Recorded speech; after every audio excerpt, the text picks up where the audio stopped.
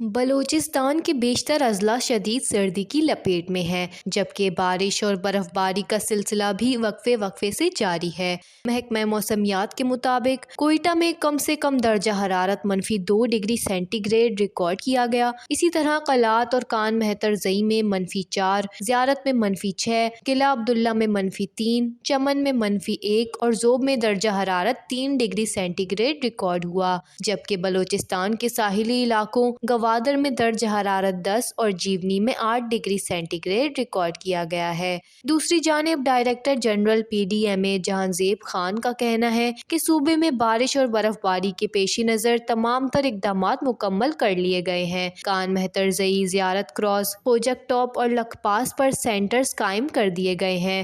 مختلف مقامات پر ریسکیو عملہ اور بھاری مشینری تعینات کر دی گئی ہے، جبکہ روڈز پر پانی کے جماؤ کے خطرے کے پیش نظر نمک پاشی کے انتظامات بھی مکمل کر لیے گئے ہیں۔